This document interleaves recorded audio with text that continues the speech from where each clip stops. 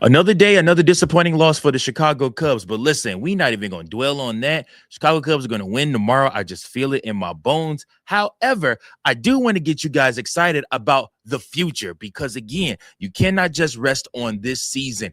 Guys, we got breaking news coming in as the Chicago Cubs are scouting maybe either Ian Happ's replacement or Seiya Suzuki's replacement. And guys, he's from Japan and he's a star. Let's talk about it.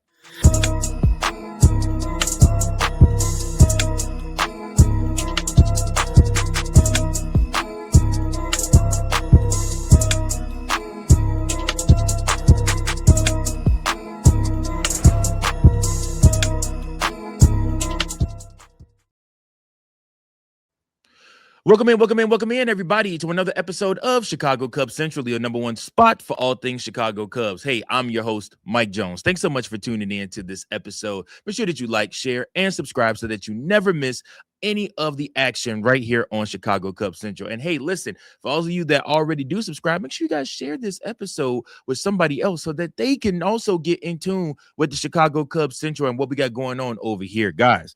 Now, with that being said, first things first, Chicago Cubs do go ahead and drop another game. This is their 6th in a row, this one to the Houston Astros. And I ain't gonna lie to you guys, I knew today was gonna be a tough day. I didn't think J-Mo would give up as many runs today. But like I said, I mean, it is what it is. I also thought that the Chicago Cubs are probably going to lose this game. Already their offense is struggling. Already, like I said, they're going through a slump. And then you got a pitcher that's coming up that only has a 1.92 ERA, which dropped tremendously even more today because he also was able to get himself out of 3 different jams where the Chicago Cubs have runners in scoring position, but either Seiya Suzuki came up, Ian Happ came up, or Dansby Swanson came up.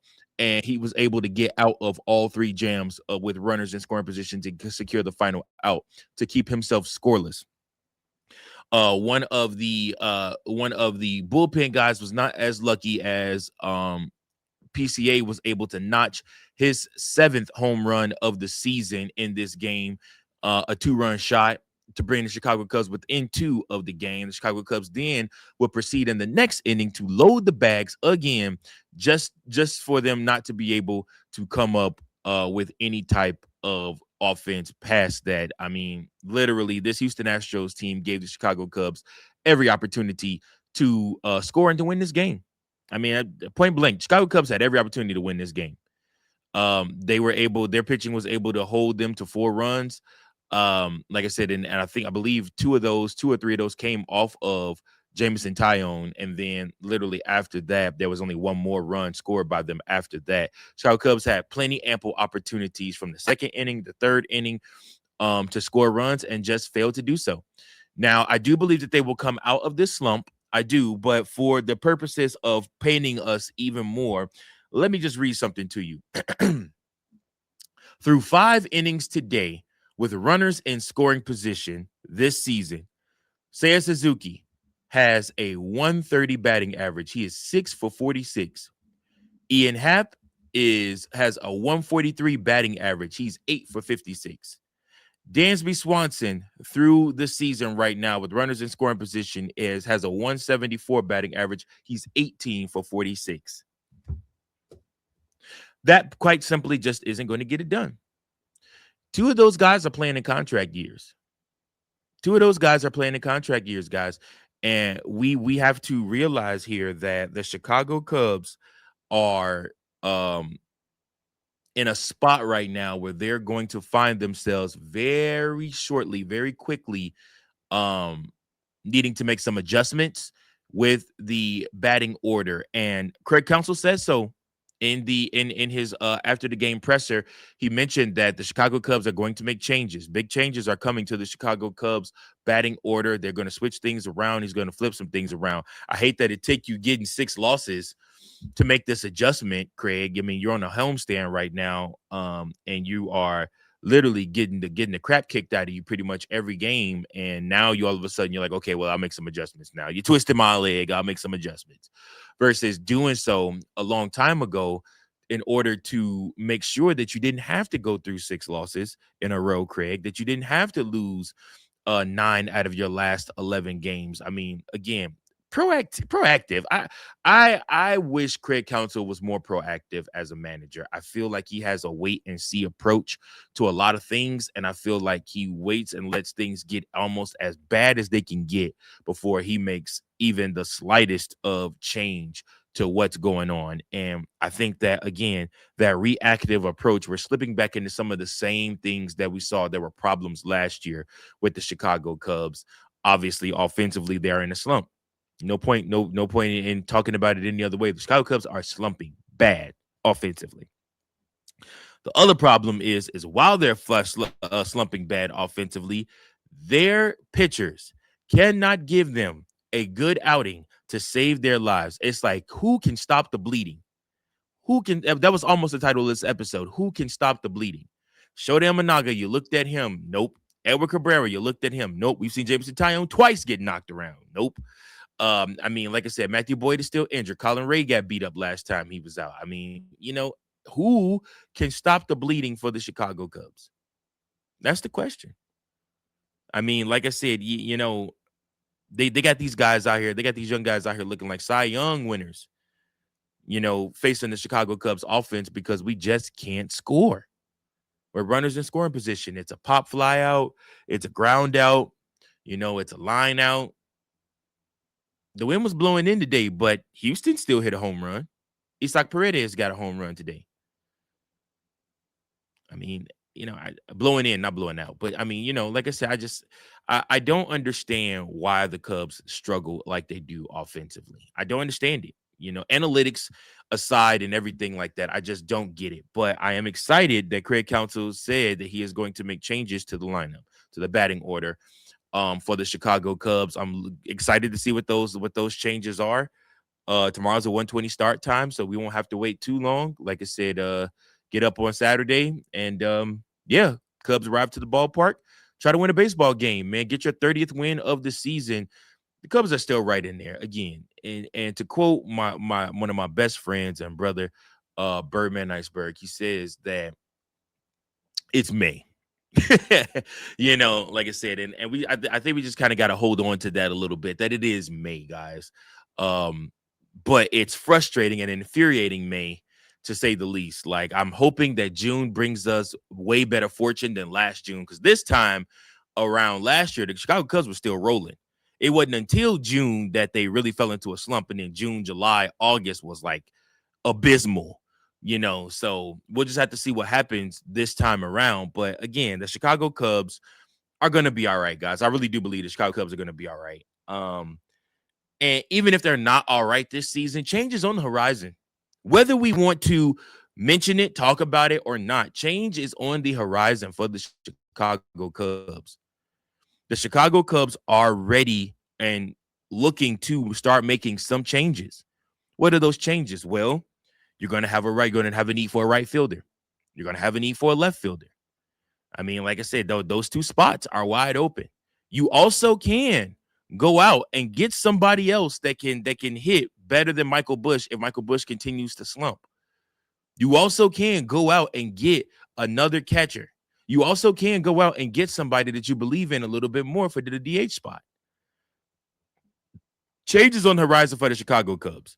I believe changes on the horizon throughout the trade deadline, but these latest reports coming out also seem to gather that changes on the horizon for the Chicago Cubs throughout this next upcoming season.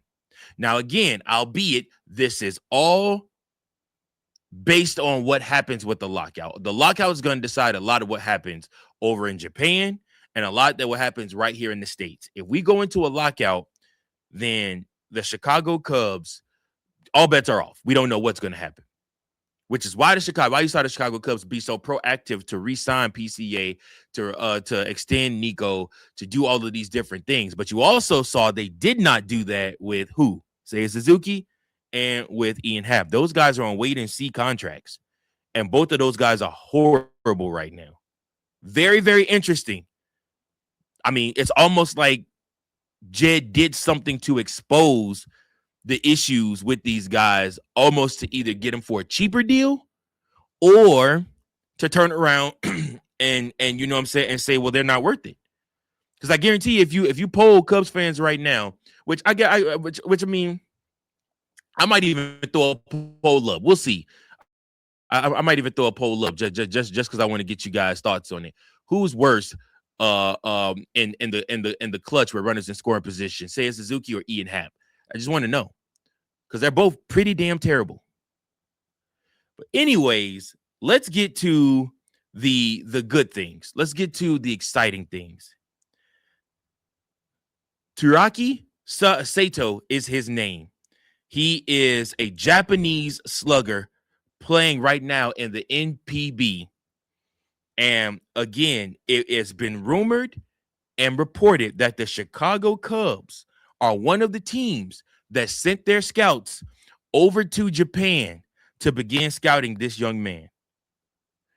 I am excited for this. I am thankful for this news. And let's talk about let's talk about Sato. Let's talk about what he is. So he is the Chicago Cubs have been trying to create a lifeline over to Japan and stop the bleeding from the Dodgers basically signing up all Japanese players. But anyways, the Chicago Cubs have wanted to get that pipeline going to Japan where they can funnel in and out the good players from Japan. Again, they've created support structures to help players like Seiya Suzuki, like Shota Imanaga thrive not only in the league, but also in Chicago and in the United States. And it's tremendously valuable to keep that process going year to year. Well, of course, like I said, we know that Shota and Seiya are both up for contract extensions at the end of this season, which again, the lockout's going to have a lot to do with that. But for that reason, in addition to the simple getting lots of talent from wherever is good reason, you want to pay close attention to reports like this. So scouts from 10 MLB teams, including the Dodgers, Cubs, Yankees, Cardinals, Mets, Angels, Diamondbacks, Reds, Tigers, and Rangers were reportedly in attendance at Koshien Stadium to watch the third baseman Teruaki Sato last night, but the game was rained out. So again, this could all just be for naught. This could all just be regular scout work. But again, like I said, this guy is somebody that could pull a lot of attention, especially since everybody is seeing what Murakami is doing for the White Sox. I don't think that another Japanese player is going to go under the radar like that ever again. I mean, it was a lot of teams that passed on Murakami for him to land with the White Sox, and he agreed to that deal with the White Sox, and dude is cooking. He absolutely should be a part of the home run derby. He absolutely should be a part of one of the best sluggers so far this year in the league conversation with the way he's able to hit the ball out the park. I watched it myself firsthand last Saturday 2 times. Went deep against the Chicago Cubs, you know. So again, like I said, the Cubs are looking at dipping back into the Japanese pool, and I'm not mad about it. So again, like I said, this might as always, this could just be some normal scouting work on a player who, one, might become available via the posting system after the season, 2, might be a player you want to try and sign, and 3, might wind up someone might wind up some other club you'll end up facing, being that 10 teams were there looking at the guy. But that does not mean the Cubs to expect to achieve much in their pursuit. That'll come later, if at all. So again, this guy, Sato, as a possible big offensive candidate, is somebody that teams have been looking at as a potential star in the MLB for a while. So he's coming up now on that age 27, 28, where the NPB stars posted rather than kept until free agency, at which point the MVP could no longer recoup a posting fee. But it's the first time there was a direct mention of the Cubs, who, by the way, faced Sato's Haitian Tigers last spring in an exhibition game as part of the Tokyo series. So Sato's walk year and half so far compares favorably to that of who? Seiya Suzuki when he was finishing up in the NPB. So Seiya Suzuki, when he was getting ready to finish up for the NPB, literally posted the number age 26 season. He had 38 home runs and a 1.02 OPS. Teruaki Sato had 40 home runs, has 40 home runs and a 924 OPS. And he's at a 1.191 OPS this year at age 27. So again, this is something that you want to look at. This is a guy that you want to keep your eyes on. This guy does primarily play third baseman. I know what you're going to say. Mike, we got Alex Bregman at third base. Yes, we do. However, he also is able to play the corner outfield positions. So what does that mean? That means this guy very well could look to replace either Ian Happ or Seiya Suzuki should the Chicago Cubs decide to go after him and offer him a contract. Now, again, this is all based on what happens with the Chicago Cubs and the MLB as a whole with the lockout season. But again, this is somebody to keep your eye on. Watch what he does in the NPB this season, because if he's good, again, teams are going to be clamoring for him. Like I said, it will never be another Murakami situation where a guy just drops off everybody's radar and nobody wants to pick him up, and then he ends up slashing like crazy. So keep an eye on this guy. Sato is somebody to keep your eye on, and I'll be posting about other guys also. But make sure that you guys keep an eye on this one. That's all I got for you guys. Also, I wanted to make an announcement. We are going to do the live stream watch along this coming Monday for Memorial Day. 12:30 will be the start, as first pitch is 12:35. The Cubs will be in Pittsburgh for a 4-game set against the Pirates. Then they will face the Cardinals after that. So we will see what happens, man. Hopefully the Cubs will have won a couple games by then and be back on their feet before they go face the streaky Pittsburgh Pirates. That's my episode for today, man. I appreciate you guys so much. Make sure that you tune in. Make sure that you subscribe. Make sure that you like, share, and comment your thoughts on Craig Counsell making lineup adjustments, as well as Teruaki Sato potentially being Ian Happ or Seiya Suzuki's replacement. So we'll see what happens, man. Until next time, go Cubs, go. Peace. Thank you for watching another episode of Chicago Cubs Central, the #1 spot for all Chicago Cubs content. Remember to like, share, subscribe for more Cubs content.